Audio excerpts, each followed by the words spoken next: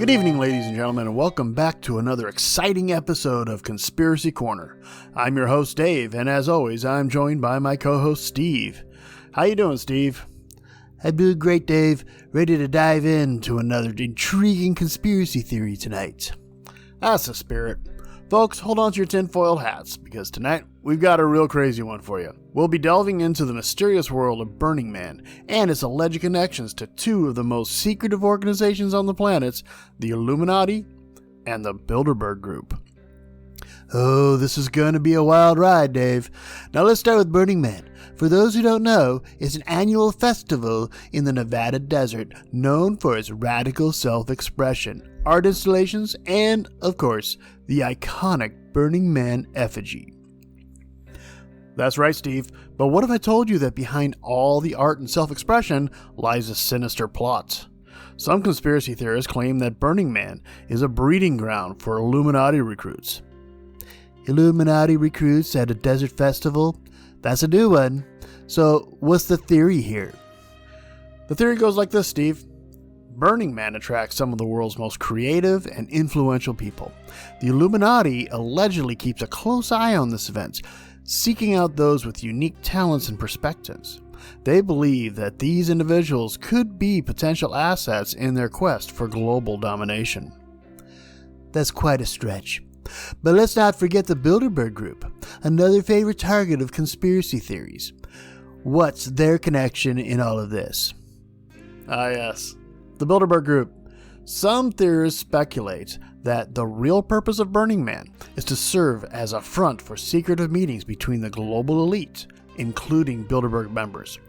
They suggest that these gatherings are used to discuss world domination plans, all while partying in the desert under the guise of artistic expression. Do we have any examples of what they're doing there? We sure do. One is the Mind Control Art Initiative, where they discussed plans to fund art installations disguised as psychedelic experiences, which would subtly manipulate attendees into supporting global governance and relinquish their individual freedoms. If that's true, that's pretty scary. Do you have any others?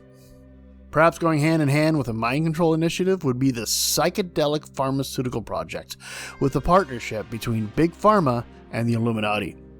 This partnership allegedly aims to develop mind-altering drugs disguised as artistic experiences to keep the masses docile and easily controlled. Another is the Identity Erasure Initiative. In this theory, the attendees were subjected to identity erasing experiences designed to strip individuals of their personal identities and replace them with a globalist mindset, furthering the New World agenda. That's completely horrific. That's the claim, Steve. Of course, we should remind our listeners that these are just conspiracy theories and there's no concrete evidence to support these wild ideas. Absolutely, Dave. It's essential to approach these theories with a skeptical mindset and remember that extraordinary claims require extraordinary evidence. This year, Burning Man has had a rare event of heavy rain during the festival.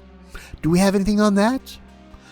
There's a couple of theories on that. First and foremost, we have to keep in mind that the wet season for Black Rock Desert is from the end of June to mid-November.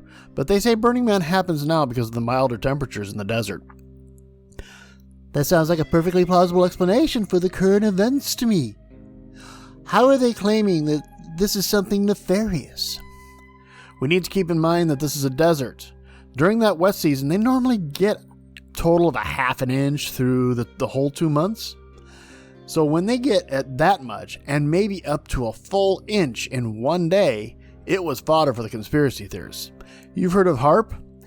Isn't that the High Frequency Active Oral Research Program up in Alaska? That's right, Steve. Good memory.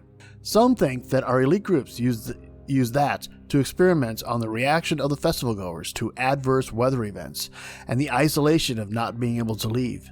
Add in the expectations of the people to have a non-stop party were being tamped down and turning it into a survival situation, and you have quite the test on the population.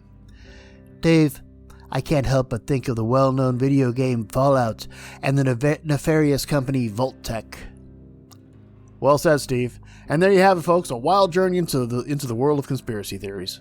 Burning Man, the Illuminati, and the Bilderberg Group.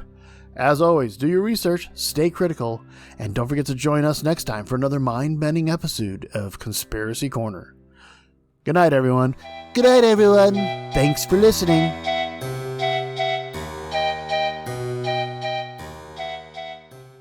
Thank you so much for listening. Really appreciate it. I enjoy making these things. If you enjoy listening to them, be sure to do the usual like and subscribe, follow, Rumble, whatever you're on, the TikTok. I'm on all of those and more. So if you enjoyed it, please be sure to show your appreciation and comment down below.